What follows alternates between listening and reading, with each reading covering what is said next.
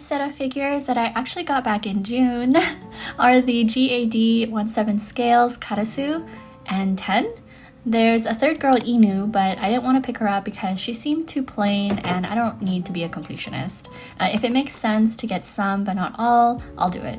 I'm opening Karasu first, and she's fairly simple with just attaching her hands and mask, and seems like her mask inserts between her hair and has magnets so the front and back can attach. Onwards to the unboxing. These myethos boxes are pretty compact, not much excess blister packaging. Here's her left hand that holds the sheath, and then her right hand that holds the sword. The sword is painted with a really nice sheen for the metal. Karasu herself does come attached to the base, and base design is one of the many reasons why I like myethos as a figure manufacturer. More often than not, they will do an interesting base and not just a plain circle one, and generally their figures are well sculpted and at such an appealing price point.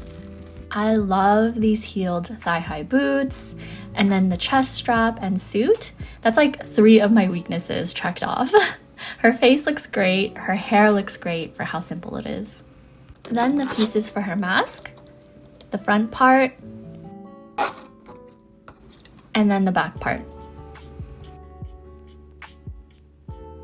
So you slip the back of the mask through her hair and it already doesn't slip, which is nice. And then the front of the mask kind of just snapped into place because of the magnets. Insert the right hand and then the left hand. So here she is, Karasu 17 scale, based on the original character design by Neko, one of my favorite artists. I had pre-ordered her from Ami for 11,450 yen, which is insane to me because that's like, I don't know, $80. I think the paint on these boots are amazing and very clean. The design is super sleek. For a figure that is mostly black, the paint doesn't look flat. She has enough detail too that her overall design doesn't look boring. I think I'm going to keep her mask on since I think it's more visually interesting, but here she is without her mask, which is still a nice alternative. Moving on to 10, which if I had to choose only one to purchase, she would have been the one. I actually considered only picking her up, but I thought Karasu was nice enough to accompany her so 10 wouldn't be alone. Her assembly is even simpler with just her right hand attachment, which is holding a baton weapon, or a tonfa. I don't actually know if that's what it is because it's really long and she's only holding one. So same packaging, just like Karasu. Again, she's already attached to the base. She's got the eye patch, her vibe and expression are so on point. Of course, it's no secret that I have a thing for light-haired characters, but her hair sculpt is really nice, which I'm glad it's not clumpy. Her gauntlets are the coolest thing, the thigh-high straps, an even more insane pair of stiletto heels. She's standing on her tippy toes, but the design is super unique. So this is the gap in her hair where the weapon goes through. Just slot that in and then insert her hand. And here she is, 10/17 scale, again based on the original character design by Neko. I also pre-ordered her from Ami for 11,450 yen. I think she has a great balance of design, simple enough but has a variety of visual interest around the figure. Her eye patch, shoulder straps, the gauntlets are my favorite. Her gloved brass knuckles, these boots, the horns, her long hair, which there's a pearlescent glitter to them, which is really nice. So yeah, she's my favorite from the G.A.D series. Before I continue with the other 2 figure unboxings, I want to thank TokyoTreat and Sakuraco for sponsoring this video. TokyoTreat is a monthly pop Japanese snack subscription box where this month's theme is Be My Valentine. The snacks are a mix of sweet and spicy, quite a bit of chocolate and strawberry flavors. The booklet highlights some fun information on romance and wholesome anime. I'm sure a lot of you have seen these series. Of course, all the snacks and common allergens are described within the booklet as well, but here are all the exclusive snacks that you'll receive for February. I'm going to try this chocolate snack. What's nice about a lot of these is that they're individually wrapped, so you can easily share with your significant other or just eat them all yourself like I will. It's not too rich of a cocoa, but still very much chocolate and kind of like a cookie. I have to try a Kit Kat strawberry shortcake. You really can't go wrong with white chocolate strawberry flavors. I remember in a previous box, I think it was a dark chocolate strawberry, so now we have it with white chocolate, which strawberry goes with everything and it's delicious every time. Moving on to the Sakuraco box, it's an authentic and more traditional Japanese snack subscription box that supports local snack makers, and February's theme is Valentine's Indulgence. The booklet talks about a variety of shrines and the significance of shared connections, not only for couples and romance, but also in friendships. Again, the allergen information is listed for each snack and also notes whether they are vegetarian friendly or not. But here are all the unique snacks that you'll receive for February. And not only that, you get a special Gifu ceramic plate, which there were either one of two designs you could have gotten. This one is the Kiko plate, which has this gorgeous and elegant pattern. It's beautifully handcrafted and a very neat item. I'm going to try the strawberry chocolate crunch with the cocoa sencha tea, which I'm pretty excited to try. The tea is a blend of sencha tea leaves and cacao husk, so I'm expecting a bit of a chocolatey taste. I did get a hint of it, which is new and refreshing to me. The strawberry chocolate crunch has a nice texture with the wheat puffs, and the white chocolate and strawberry are light and mellow. If you'd like to know more about these boxes and perhaps pick up some for yourself or loved ones, feel free to check out the description below for a couple links and a code you could use as well. Thanks again to the TokyoTreat and Sakuraco team for sponsoring this video, and onwards to the figure unboxing.